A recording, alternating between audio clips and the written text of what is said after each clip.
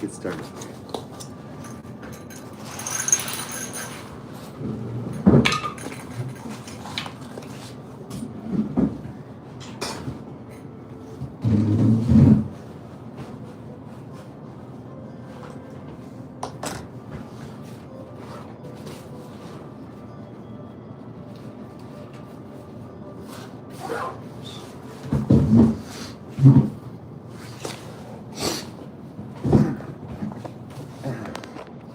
Hello, welcome to my live here in the pre-dawn hours. It's like 5:40 a.m. right now here in Japan. I'm out for my morning hike. It's more of a walk than a hike, but it's, I'm totally geared up. Got my full pack. Everything's in it, including the bear spray. Got my gloves, I got my boots on, I got everything. And I use this time as my training time with the full weight. So this exercise session, my first exercise session of the day, lasts about an hour. And typically I stop by a couple of parks along the way and do push-ups and other calisthenics. Get probably a good 2 miles in this hike. I like to stop at this Lawson station right here. Nobody's here this morning. I've got it to myself. This is Lawson Station at Kusanagi, and I'll get a morning shot, a Wanda morning shot. This is made by Asahi. Very, very good. Usually I like black coffee, but if I'm going to have a coffee with a little sugar and some cream in it, this is it. And I had kind of a revelation the other day. I was talking to Yumiko and I realized life's too short to drink only black coffee. So I decided to start getting this. This is probably the first routine that has appeared in my new life. It's part of my morning routine, which consists of first waking up at 4 a.m. The alarm goes off at 4, although usually I beat the alarm by about 10 minutes. Jonah says, hello, Kurt, glad to see you having such a good time lately. Thank you very much. I'm having more fun than I think. Thank you. It's hard to talk about this without sounding gratuitous or not humble enough. Humble isn't the right word.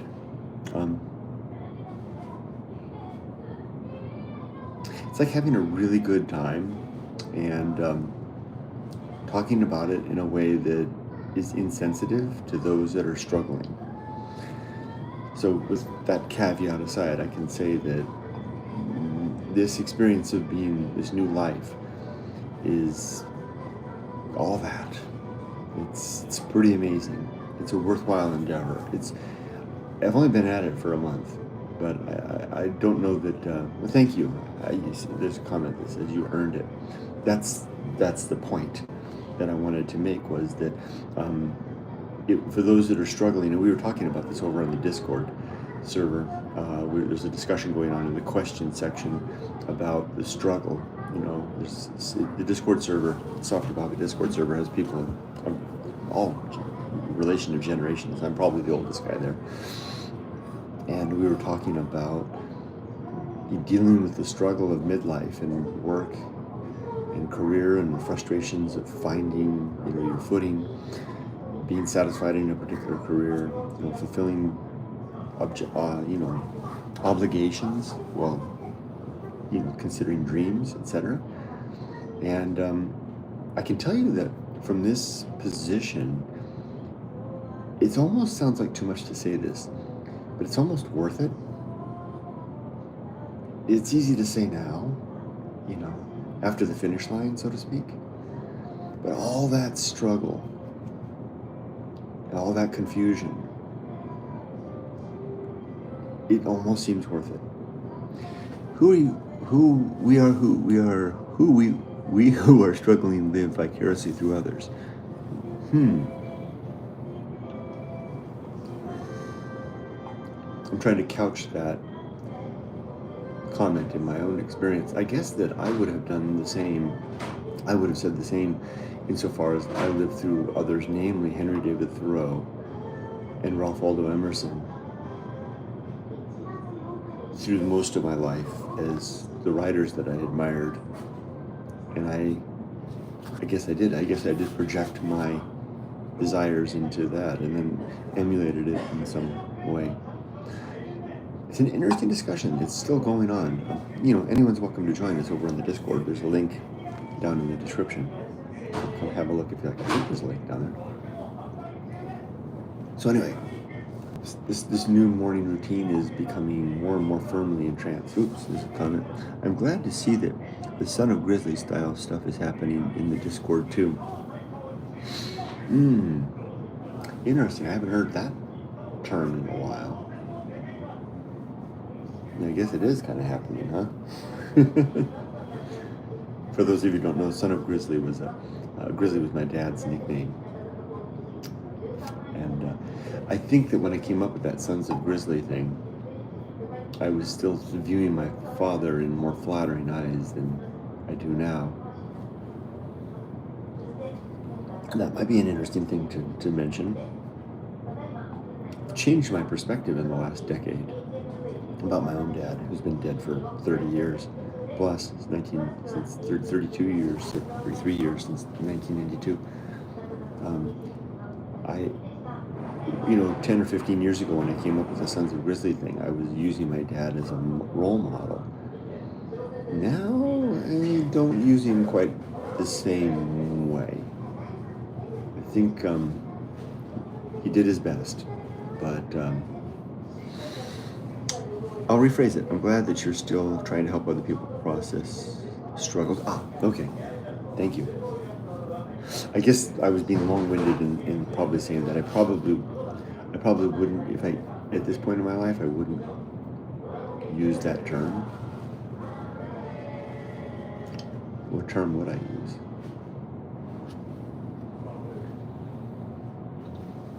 Probably no term, because what I was doing at that time, the Sons of Grizzly thing, was trying to,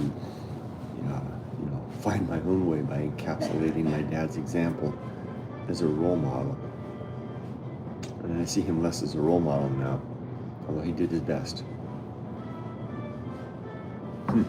Anyway, thanks for pointing that out, though. I'm glad to see that's going on, too. I'm glad to see that in the Discord that there's more depth than fluff. You know what I mean? That's where I like to spend my time, on the deep end of the pool. So let's talk a little bit about this routine that I'm establishing and some changes that I need to make. So it's 4 a.m. I'm up, and from 4 a.m. to 5 a.m. I'm working on engagement, which means I'm answering all the comments on YouTube and social media, etc. And then from 5 o'clock to 6, from 4 to 5. So what happens to the 1 hour there? From 5, basically it's set my next thing, that I then head out at 5 o'clock and do this walk. The goal is that I'm back at the apartment by 7 a.m. to meet my wife and go for the dog walk. So I'm basically, I'm at my own devices from 5 to 7. One of the things that I need to do in that, because we're moving, because we're buying a house, I need to find a new place to get a good daily snapshot of Mount Fuji. Because right now, living on the 5th floor of our apartment, we have a beautiful view of Mount Fuji, and I can get that daily snapshot, and I really like doing that. So I have to scope out some places. Now you can see it's still quite dark outside. So, but soon, as the days progress, the light will be sooner and sooner, and I'll be able to get those shots of Mount Fuji. Although I may have to alternate the schedule and get the afternoon shot. But the trick is to find a spot. I've got a couple candidate places. I know one place just above the new house that we're buying that would be a really good spot for it. Maybe I could go test that out this morning after this. In other news, yesterday, if you're not following my posts on social media and YouTube, yesterday was a really big day. Ever gonna climb it? No, I will never climb Mount Fuji, for sure. So in other news, yesterday was a really momentous day. Buying this house in Japan is a coordinated effort between my wife and I. My main job was to pay for it. Her job is to buy it. So by pay for it, I mean that I had to, utilizing one of my IRAs that we had earmarked for the house purchase, I had to facilitate transferring the funds across to our Japanese bank, which Yumiko manages. So it's a two-part process. Well, together we find the house. Personally, I retrieve the money, I move the money to Japan, put it in Yumiko's hands, and then she facilitates the purchase, and we have the house. Hello, the tech guy. Intriguing name. So you see how it's a coordinated effort. Find together, money comes from me, purchase comes from Yumiko. And I would love to have a view of Mount Fuji outside my apartment. It's quite nice. As Yumiko says, it never gets dull. So my part of the deal was finished yesterday because we had found it together. And yesterday I completed the process of moving all the money to buy the house over to the Japanese bank account. My work here is done, which was the title of last night's blog post. Now, that's a deeper comment than just referring to the house purchase. My work here is done, if you pull on that thread a little bit, reveals quite a lot. Because my work here is done, that was the last thing. Paying for this house was the very last thing that needed to be done on my part to facilitate this great transitional move of 2024 of the whole family from the United States to Japan. Because we had to do everything, right? We had to plan for it. We had to execute the transition, including ourselves, our dogs, and what few things we wanted to take with us. We need to facilitate the arrangement to be able to buy a house. We had to buy a car. We had to find a place to live in the meantime. I had to, facilitate the retirement, my own retirement. Yumiko had to do hers. Make sure that we're all set up with, a pension and savings to get us by now in retirement for the rest of our lives. That was a lot of work. The hardest part of that was making sure that it would be enough and that it would do the job, right? Because I had to see over the course of the last part of 2023 and the first part of 2024, seeing, tax professionals and some financial advisors, meeting with my pension fund manager, meeting with HR at work. Huge process. Going to attending retirement training seminars, all through that process. That was all to provide the peace of mind that when we did retire, that we would indeed have funds sufficient to live for the rest of our lives. The last piece of that puzzle was getting the money in the hands of my wife so that she can then go off and buy the house. Now, I'm not involved in that part, right? I don't speak Japanese. I certainly don't read Japanese. I'll attend all these, I'll attend all these ceremonies and meetings. I'll just sit there they'll serve me a cup of tea, a nice cup of green tea. My wife will sit there with the documents laid out. They'll give me a copy too, right? The document. I'll sit here and I have no idea what's going on. My wife will do all her stuff and she'll get on her phone, and it's done differently here. You don't do an escrow service, right? You can do an escrow service, but in most cases you don't. And you just, so at one point, we'll be there with the realtors, and my wife will get on her phone, beep, beep, beep, beep, beep, send the money to the owner, and then the money goes off to the owner, and they hand us the keys. Easy peasy. It's very different. So if you're thinking, wow, you got it easy, well, remember, when in Rome, the native does the work. That's our policy. So when we're in Japan, Yumiko leads the charge in all things like this. But when we're in America, I lead the charge. When we bought our house in America, the roles were reversed. Yumiko sat there. She could understand English and read English, but she sat there while I did all of that stuff. Did you use Akimart to find the house you're buying? That's a great question, Dustin. Let me answer that in just a second. So the point being, getting the money into the bank, that was the last thing I needed to do. I don't have anything left to do with regard to our move to America. I'm done. Emily is off living her best life. We've got a house we're buying, the car is paid for, the pension funds are set up, the Social Security mechanism is all in place. You know, the IRA and 401ks are sitting there waiting for us to use as we need them for the renovation. There's nothing, the dogs are moved, there's nothing left to do. My work here is done. Now, that could be good or bad, right? I mean, that could go bad if I rest on my laurels. If I say, well, good, now I can grab the remote and it's rerun time. It's hee-haw, and Price is Right every day for the rest of my days. That's a bad route for me to go. I mean, that's downhill, right? It's going to be, the body's going to begin to wither, the mind will begin to wither, the active engagement of employment, the challenges, the growth that comes of all of that will stop. So no, I'm not going to go that route by any means. What I'm going to do is take the high road, and that will be lace up my hiking boots, get out my gloves, load up my pack, get out my book, and live in accordance with my Good Life Creed, namely in pursuit of my 8 objectives, assisted by my 35 principles. So now that I'm done with all of that, I'm going to leverage this towards freedom and the good use of time. Like this is a very good use of time, talking to you guys on the camera. Now, to your question about Akiamart, so that's an interesting story. The founders of Akiamart, Take and Joey, interviewed me last week for their podcast, and I was on their podcast, so you check it out. If you go into iTunes or wherever you find your podcast, look for the Akiamart podcast, and I'm their latest guest. So I explained the whole thing to them, and so I'll nutshell it for you. Here's how it worked. When we were searching for the house, I was using Akiamart, which is, if you're not familiar, it's a website useful for finding empty houses, vacant houses in Japan.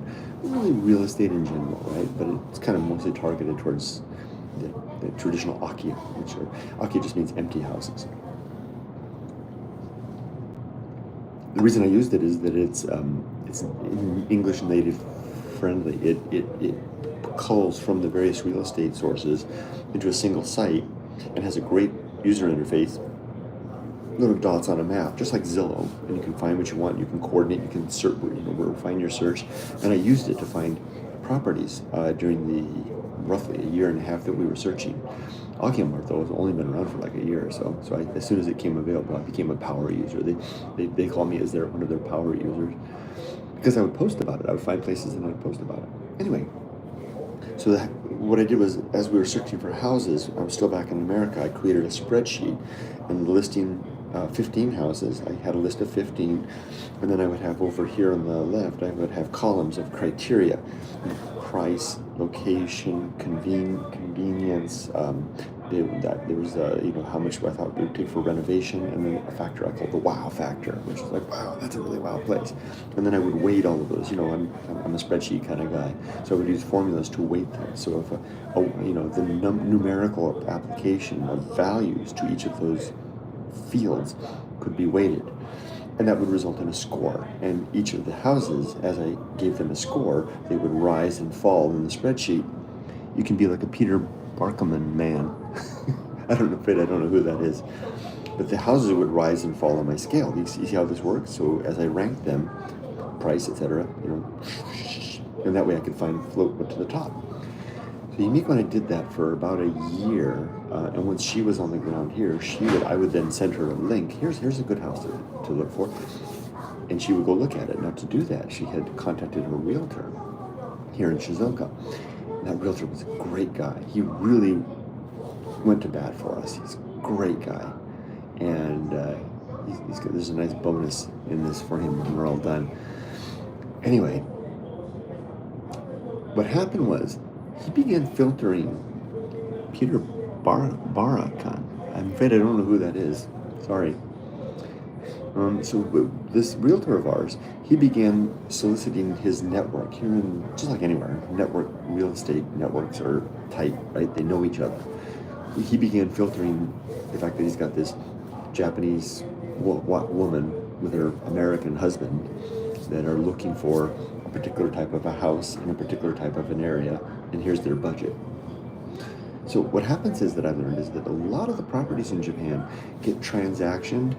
Peter Barkin is fun. Oh, okay. A lot of properties get transactioned without floating into the general real estate market. So what happens is a property pops up in this neighborhood, and the realtor there knows the other realtors in the community and says, this might be I think they have a customer that might be good for this, and they reach out to them directly. He's the host of that Japanology show. Oh, okay. Sorry, no.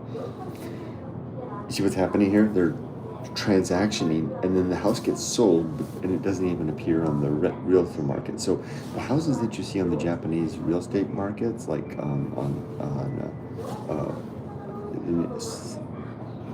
the name's escaping me, but there's some of the big sites are the ones that didn't get sold by the internal machinations of the real estate network.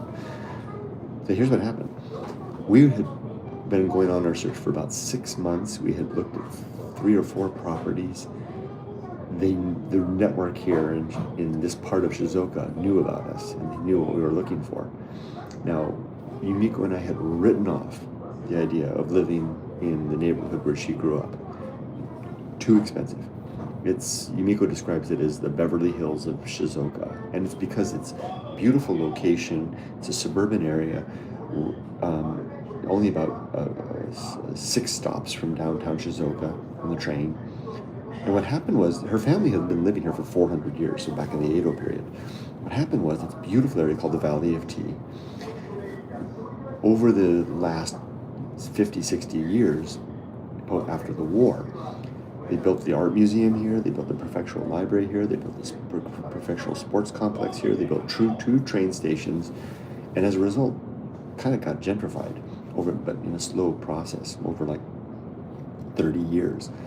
And all of the people that had money in the greater Shizuoka area came here to live, to buy houses in the Valley of Tea, where my wife grew up and where her family is. And our family are there given the fact that they've always been there. Hi, Journey. Good morning. Good morning, Boom Force. So Yumiko and her family have been there all along by virtue of the fact that they basically are farmers here. This is their community. They had a lot of land, and they still do. And so, in fact, like every 3rd old house in the valley is a relative. We had no chance of living here. Just too expensive, right? And this is where people come and buy big plots of land, buy a plot of land and build a big, beautiful house. We had never even considered it. In fact, it wasn't even on my map. The community is called Yada. I never thought we would live in Yada. We wanted to. It would be the best place to live because it's where our family is. So here's what happened. We were sitting around one night. I think it was like a Friday night, and our realtor texted us. Oh no, it was late afternoon, and he said, a house just came. It's not even on the market. It's not even it was. It just came listed, but it hadn't floated up to the network yet. He said, it's right next to your dad's house, my wife's dad's house. Want to go see it? And we're like, how could it? We can't possibly afford it. He said, no, come over and see it. Meet me over there in an hour. So we got in there. We didn't have to get in the car. We just walked. It's like we live 2 minutes from Dad's house, and it's 5 minutes further up the valley to this little house. So we just walked up there. Our realtor was there, and the seller's realtor was there as well. And we walked through the house. And then we went back to our apartment. And we sat there, Yumiko and I, and looked at each other. And we're like, we wanted an old style house. But the older house that we looked at then, the Machia house, had, disabused us of that dream by virtue of the weight of the responsibility that it takes to get an old house like that safe and livable again.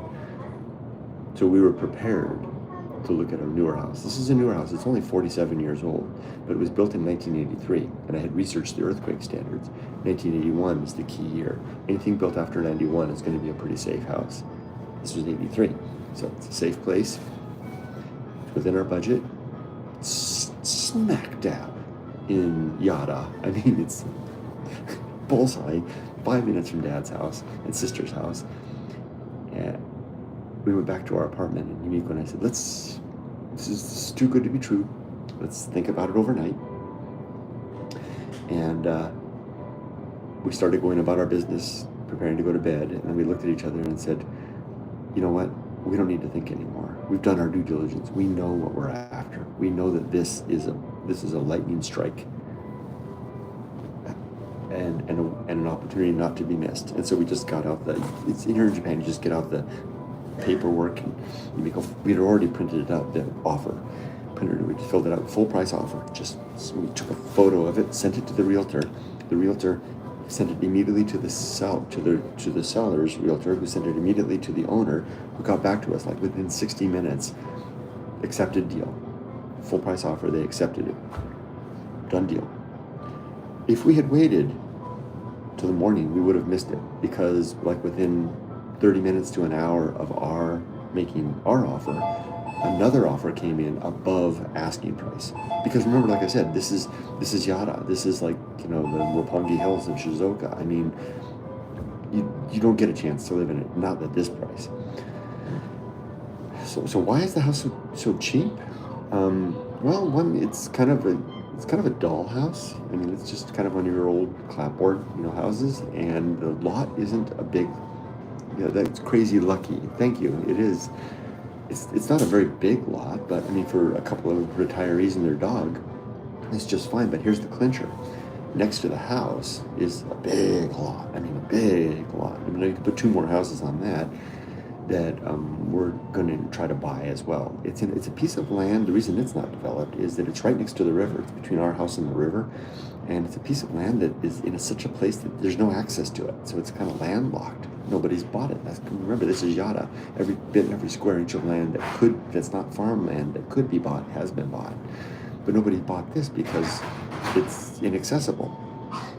But it's in our backyard. So we already contacted our realtor, and we said, hey, after we're done with this transaction, and he's already done the due diligence, we know who the owner is for the unusable land, which hasn't been used in like 70 years. It's been laying there empty for 70 years, since 10 years before I was born.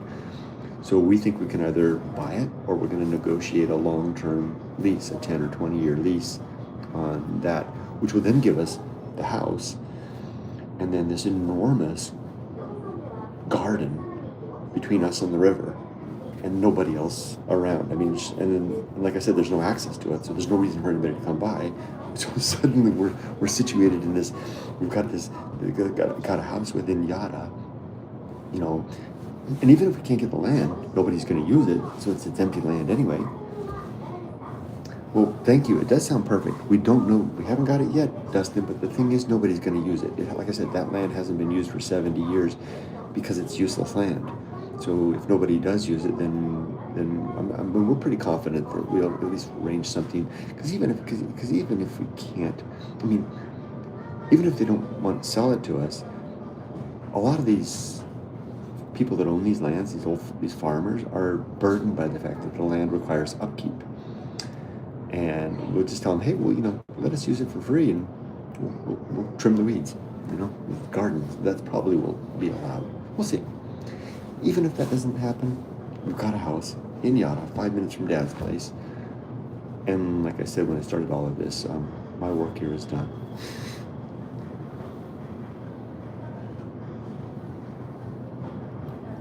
Why do I have a feeling this is a story I'm going to retell over and over again? Probably. And it's an interesting story. It is a 5-minute walk or a 5-minute drive. 5-minute walk to Dad's house. So so the Yoshida River goes down the valley, and then Dad's house is on the north bank of the river, and our house is on the north bank of the river. You just walk along the river from house to house, 5 minutes, and then it's about 12 minutes to the train station, to the Shizutetsu train station, and 15 minutes to the Kusanagi train station. It's about 10 minutes to the grocery store. It's literally within walking distance to everything. And Dad's house, Yumiko's sister, Yoko, lives with Dad. So it's effectively Dad and sister's house. It's kind of unbelievable. Here we come. It's like trying to land a spacecraft on a particular spot on Mars, shooting the rocket from Earth, right? I feel like we shot our rocket from the United States, aiming for Shizuoka Prefecture, the state of Shizuoka, getting closer, narrowing it down to maybe we can get within 15 minutes, 20 minutes drive of Dad's house. And the lander plunked right down 5 minutes walking distance from Dad's house. Now, the reason that this is so big, what happened yesterday, is the money's in the bank here in Japan. Hey, but people land stuff on Mars still. Very awesome. Yeah, your patience paid off. I remember so many houses on your list and being discussed. Yeah, we held out, not to sound self-congratulatory, but I would say what we did was we did our due diligence, right? We were this close to buying the Machiya house, the one down in Shimizu, the old, tatami maker's house. This close. And Yumiko and I said, hold off, let's do the house inspection. And we're so glad we did, because the house inspection revealed that the place was dangerous. Due diligence. So anyway, I was going to finish off by saying that this is a story that I've told probably twice now. Once on the Akimar podcast, and I've told it again now. I have a feeling that I'm going to tell this story over and over again, because the Retiring in Japan brand is one of my main things I'm doing, right? Now that I've done all of this, I've completed my career abroad. I've retired. I've moved to Japan. I've bought a house, bought a car, settled down, raised a kid. And wrote a book about the whole thing, to document the whole thing. I think that puts me in a position of being a good guy to represent for people that want to do the same. So I'm going to talk a lot about this, because there's a lot of people out there who are interested in doing this. Japan is a great place to live. It's freaking fantastic, and it is a good retirement destination. Retiring in Japan is a good niche. Yeah, I think it is. And so I'm adding that to my list of brands, in addition to Band in Japan, Walking in Japan, Real Japan Monsters, Japan Train videos, Mount Fuji videos, and Lyle's brother. And add to it Retiring in Japan. So forgive me, guys, if you hear me tell this story over and over and over again about how we got the house. Hopefully it's an edifying story and helpful to others who might be interested in pursuing the same. And with that, time for me to head out. As you can see, the sunlight is beginning to show up on the horizon there. I'm going to head out. What time is it? I have enough time. I'm going to walk past the school, wave at my old job. Good stories deserve to be retold. Thank you, Jonah. I'll go through the Tunnel of Doom, and then I'll go to, I'm going to go see if I can find that Mount Fuji photo spot before I go home and take the dogs for a walk. And Journey says, Kurt, when I'm old enough, I'll come visit you and we can go watch the Shinkansen. I'll try and get my ID and passport before I'm 20. I'm looking forward to that, Journey. That would be a lot of fun. All right, thanks for joining me, everybody. Take care. Have a great day. And remember, be safe. Not too safe. Take care.